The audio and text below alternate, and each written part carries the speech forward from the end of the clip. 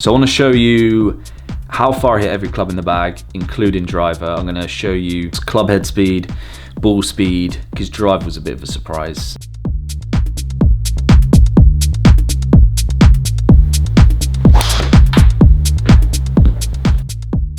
Yes. Yeah, welcome back to the channel. Hope you're good. I'm down at Ashbury to see Lee Whittaker.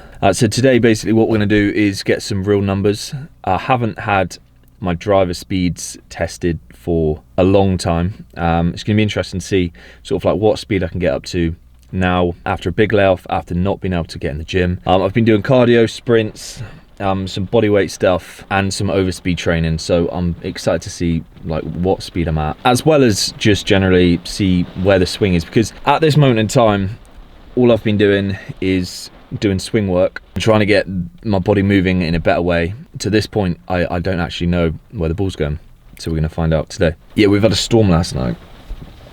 Storm came through. I don't know what storm it was. I don't know if it had a name, this one, but it's like 60-mile-an-hour winds.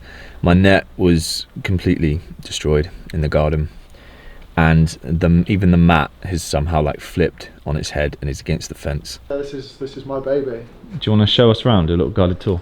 Yeah, so obviously we're fitting here at Ashbury. For those who don't know what Ashbury is, it's a golf resort in Devon. It doesn't really get known that much. I don't know if you knew about it, but I didn't before I came here. I knew about it because I've seen it advertised sort of like in the local magazines and stuff. Yeah. But like you said to me, it's more of a resort place rather than a members club, obviously. But I knew nothing about it, and it's 40 miles away from my house when I first came here. Yeah. But so I've come here as the fitter, so as you can see around, we've got loads of brands coming in, and we've still got Ping and TaylorMade to come in at the end of this month as well, so okay, it will be a really good place to get fitted, and it's a restricted range, so we can use proper balls instead of using range balls and trying to optimise it as well. GC quad? Yep, got full GC quad, one of the best hitting mats you can hit off, so it does, if you fat it, you know you fat it, so it's kind of as realistic as you can get when it comes to mats as well, so it's a good setup here. I'm glad that you've mentioned that. Right, so today I think the plan is,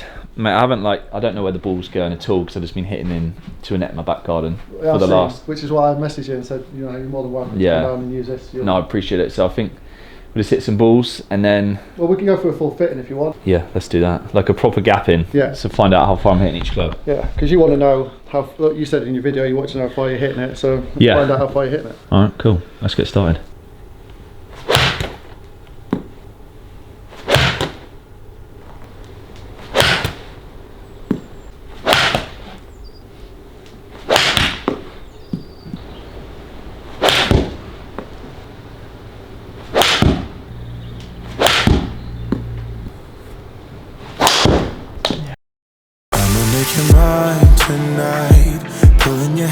I don't think you can actually cook. If you can't cook a muscle, Firstly, thanks to Lee.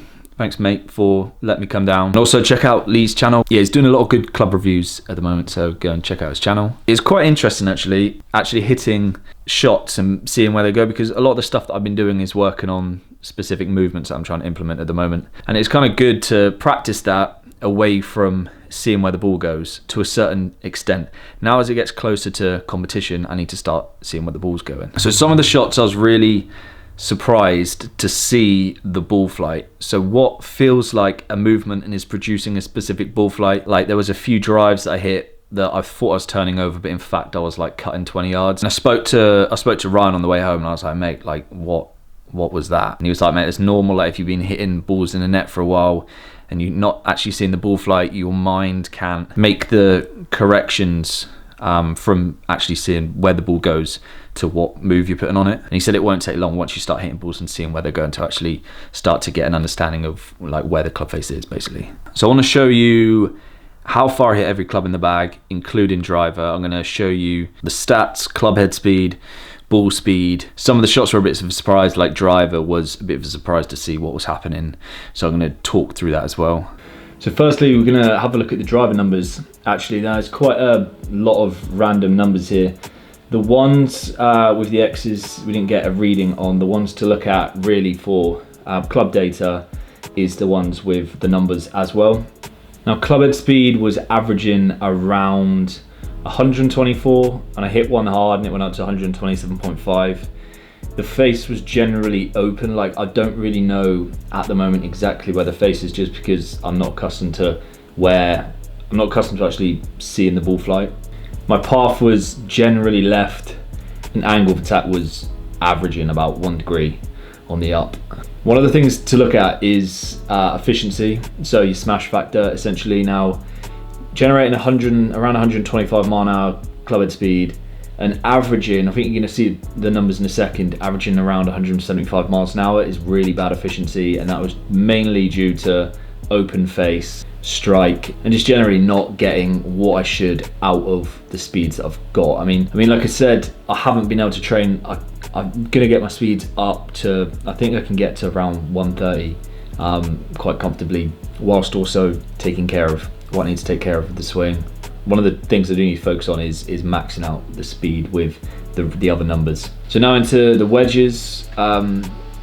So I've probably gained, I don't know, like 5 yards maybe on some of these wedges, just because I'm presenting a bit less dynamic loft now.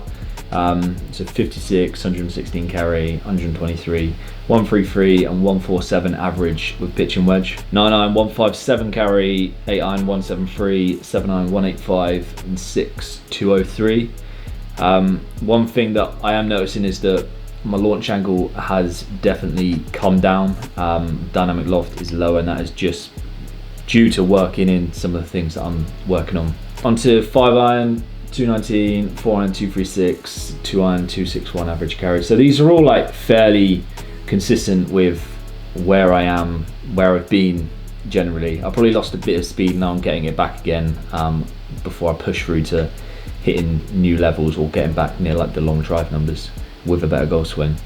And yeah, ball speed of driver 175, average spin 2.6. Another reason why I'm not getting the efficiency. So average carry was 297, 316 total. But I mean, with 125 miles an hour, you should be, if you're doing everything right, you're looking at carrying it like 325, 330. So I have work to do with that for sure. Morning angle, just a magnet, absolute magnet. What do you want? What? Give me them.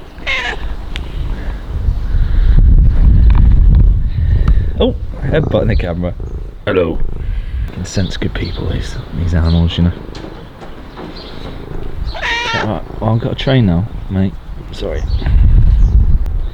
I want to come in the gym. You can't train with me. You can't train with me. Alright, good morning guys, how we doing? Over here, gym's aren't open till April 6th or 7th, so we've got another, basically like 4.5 weeks. I've been doing a lot more cardio and sprints and stuff, but my speeds are definitely not where I'd want them. My strength's definitely not where I want it. Obviously because gyms have shut.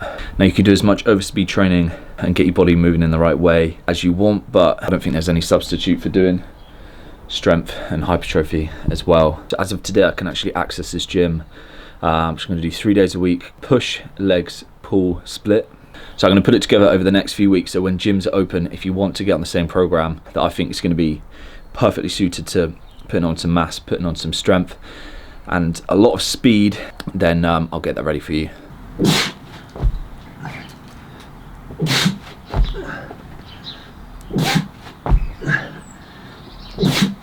So what I'm trying to work out at the moment is whether doing a sort of like a hybrid training program, whether that's going to be as efficient or possibly more efficient than if you split some of this training into certain parts of the day.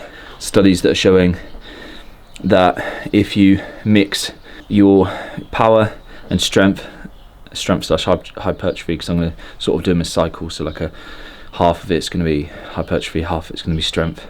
So if you mix plyo and strength and hypertrophy, I keep mixing the two, it's actually more beneficial to mix that and also some related cardio style stuff as well. So yeah, I've got a bit of research to get through with this until I put together the best program possible. Come on.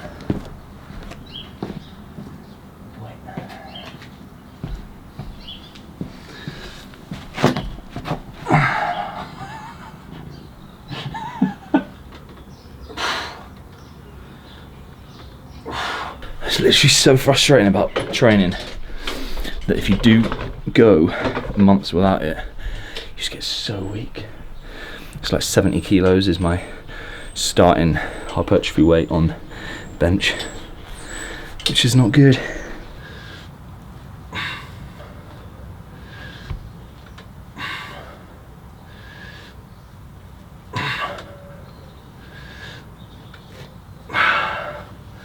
Oh yeah, here comes that burn.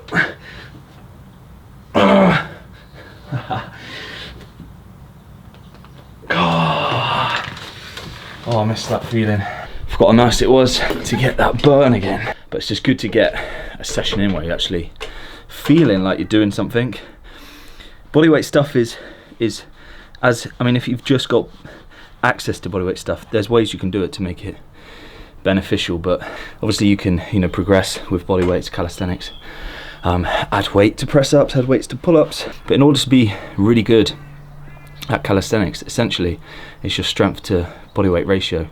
If you're trying to produce as much power as possible with a golf club, it actually helps that you've got a bit of weight as well. So a lot of the calisthenics guys have very small lower bodies, very, very small waists, and just very strong upper bodies and core. A lot of powerful golfers have big asses, big legs, and carry a lot of weight there because that is your power source using the floor.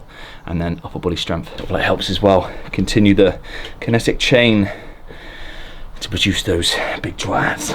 So a little Bumble update. She's doing well. She's 10 days post-op. She is recovering really well, despite how sorry for herself she looks right now, but she's actually in really good shape. Scar, which she's sat on at the moment, is healing up really well. Well, it's a long recovery. It's like 2 months for that one before she can even start to exercise, but she's doing well so far. I'll see you on the next one.